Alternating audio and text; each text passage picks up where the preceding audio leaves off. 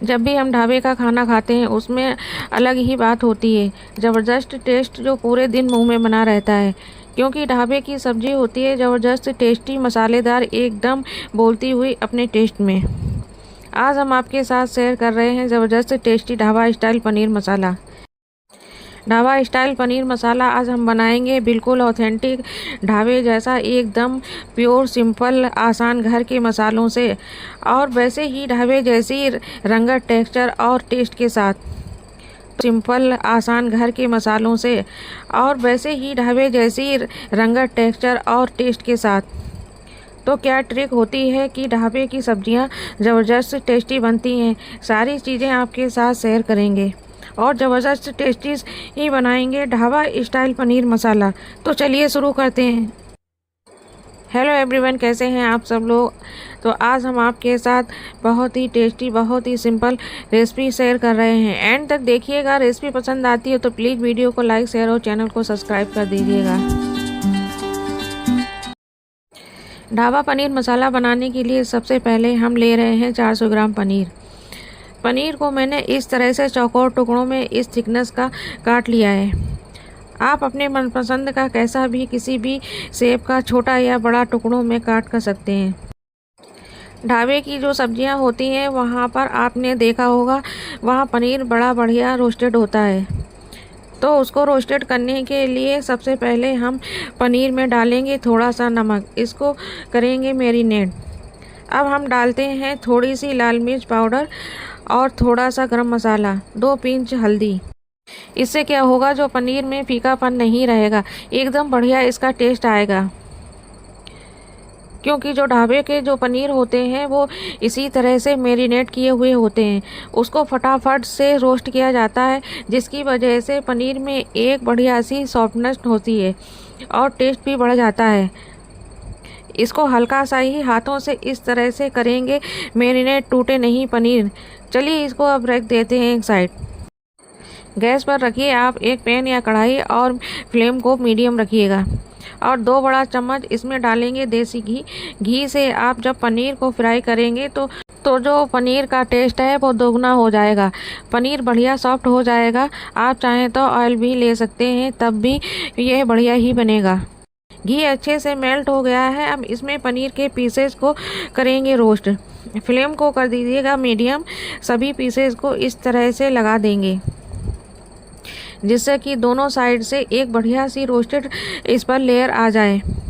आप चाहें तो इसे डायरेक्टली इसको यूज़ कर सकते हैं पनीर को बिना रोस्ट किए हुए, और हम जो ढाबे का तरीका बता रहे हैं इसलिए हम इसको रोस्ट कर रहे हैं। और इस तरह से धीरे धीरे से इसको सब तरफ से रोस्ट करेंगे। बहुत ज़्यादा ओवर कुक बिल्कुल मत करिएगा, ज़्यादा अगर इसको पकाएंगे तो जो हमारा पनीर है वो हार्ड हो जाएगा। सिर्फ 2 मिनट आपको फ्राई करने में लगेगा। इसको हल्का सा ही गोल्डन करना है, ज़्यादा नहीं। और यह देखिए एकदम अच्छा सा कलर आ गया है, बहुत ही प्यारा गोल्डन कलर। और इस स्टेज पर गैस को अब हम गैस पर रखेंगे एक कढ़ाई। इसमें हम डालेंगे तकरीबन 2 बड़े चम्मच तेल। फ्लेम को कर दीजिए मीडियम। साथ ही इसमें हम डालेंगे 1 बड़ा चम्मच देसी घी। आप यहाँ पर बटर भी ले सकते हैं, ढाबे वाले तो इसी तरह से बनाते हैं, क्योंकि जब ऑयल में जब आप घी डाल देते हैं तो एकदम बढ़िया खुशबू आती है सब्जियों में। और तेल के गर्म होते ही हम इसमें डालेंगे 1 चम्मच जीरा। गैस के फ्लेम को लो रखेंगे। अब इसमें जाएंगे ज़बरदस्त फ्लेवरफुल मसाले। तो ये मैंने लिए हैं 2 तेज़पात के पत्ते, ये छोटे छोटे से हैं। साथ ही में 1 इंच दालचीनी के टुकड़े, 2 से 3 सफ़ेद इलायची, 4 से 5 लौंग, 6 से 7 ली हैं साबुत काली मिर्च और 1 चम्मच कुटा हुआ धनिया, 2 से 3 सूखी साबुत लाल मिर्च। तो ये सब हम डाल देंगे ऑयल में और लो फ्लेम पर इस तरह से चलाते हुए इसको थोड़ा सा भून लेंगे, जब तक कि मसालों में एक अच्छी सी खुशबू ना आने लगे। सिर्फ 30 से 40 सेकेंड के लिए ही इनको भूनना है। अब इसमें जाएगी प्याज।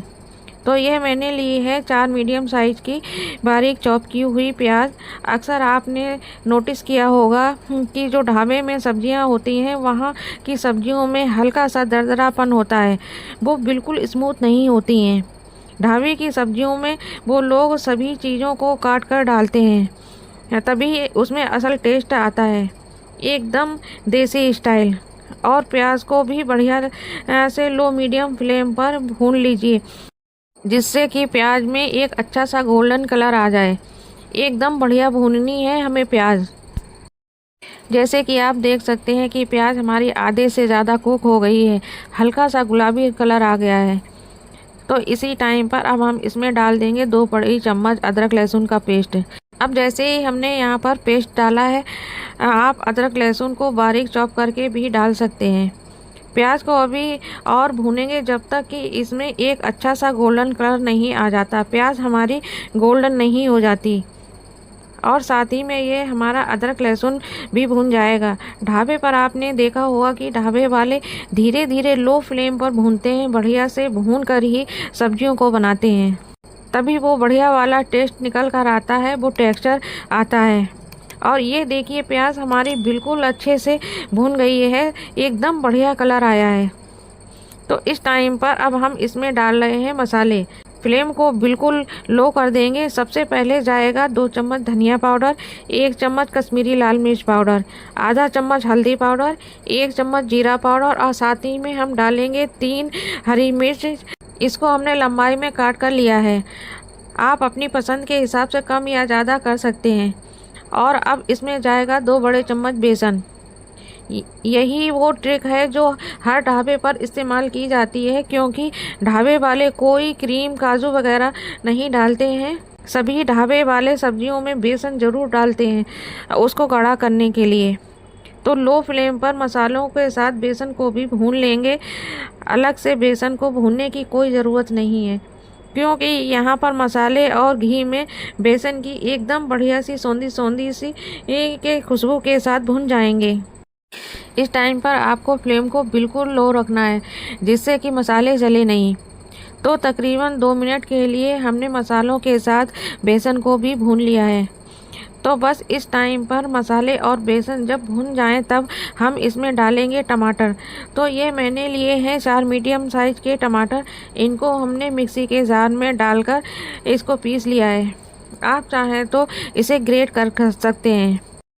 तो टमाटर का पेस्ट डाल देंगे और साथ में हमने इसमें डाला था 1.5 छोटी चम्मच नमक। नमक आप अपने टेस्ट के अकॉर्डिंग ही डालिएगा। और अच्छे से टमाटर को मसालों के साथ भूनेंगे मीडियम लो फ्लेम पर। इसको चलाते हुए हम अच्छे से टमाटर को भून लेंगे, इसका कच्चापन निकल जाए और टमाटर ऑयल रिलीज कर दें, यानी कि ये तेल छोड़ने लगे। इसका मतलब मसाला बढ़िया से भुन गया है। तो अभी थोड़ी देर इसको इसी तरह से पकाएंगे। अब इसको कवर कर देंगे तकरीबन 2 से 3 मिनट के लिए, जिससे कि जो टमाटर हैं वो अच्छे से भुन जाएं और ये तेल रिलीज कर दें। तो बस चलिए 3 मिनट के करीब हो गए हैं। ये देखिए टमाटर बढ़िया से भुन गए हैं और तेल भी सरफेस पर आ गया है। टमाटर मसाले के साथ ये चिपके नहीं, तो इसके लिए यहाँ पर थोड़ा सा पानी डाल देते हैं और पानी के साथ थोड़ा सा और भून लेंगे टमाटर को। तो ये देखिए हमने थोड़ा सा पानी डाल दिया है, तो अच्छे से तेल रिलीज हो गया है और मसालों के साथ टमाटर एकदम बढ़िया भुन भी गए हैं। और ये देखिए क्या परफेक्ट मसाला भुना है। तो इस तरह से धीरे धीरे भूनने से टेस्ट भी बढ़िया आता है और सभी चीज़ें आपस में ब्लेंड भी हो जाती हैं। और फ्लेम को बिल्कुल लो कर देंगे और इस स्टेज पर हम डाल रहे हैं 1 कप दही। ढाबे की जो सब्जियां होती हैं उनमें दही डलता है, जिसकी वजह से उसका टेक्सचर आप देख सकते हैं ना, तरी वो दही की वजह से ही होती है। और ये ग्रेवी को थिकनेस भी देता है, क्योंकि वो क्रीम तो यूज़ नहीं करते हैं, वो लोग यूज़ करते हैं दही। ज़रूरी बात यह है कि दही को फेंट कर लें और दही ना ज़्यादा खट्टा हो ना ज़्यादा मीठा हो। दही आप ताज़ा और नॉर्मल लें। अब दही के साथ अच्छे से करेंगे ग्रेवी को मिक्स और कंटिन्यू चलाते रहेंगे। जो हमने बेसन डाला है ना, उसी की वजह से दही बिल्कुल नहीं फटेगा, इसीलिए बेसन डाला जाता है। दही से ही वही टेक्सचर और थिकनेस आएगी सब्जी में क्रीम काजू डाले बगैर। तो दही के साथ भी हम तकरीबन 2 से 3 मिनट के लिए भूनेंगे। तो दही के साथ भी मैंने मसालों को 2 से 3 मिनट के लिए भून लिया है। तो इस टाइम पर अब हम इसमें डाल रहे हैं 1 छोटी चम्मच भुनी हुई कसूरी मेथी। तो कसूरी मेथी में इससे आएगा ज़बरदस्त टेस्ट। साथ ही में जाएगा 1 चम्मच गरम मसाला, इसको भी कर दीजिए मिक्स। और साथ ही में हम इसमें डाल देंगे थोड़ा सा पानी। पानी आप अपने हिसाब से रख सकते हैं, कम या ज़्यादा, जैसी भी आप ग्रेवी चाहते हैं।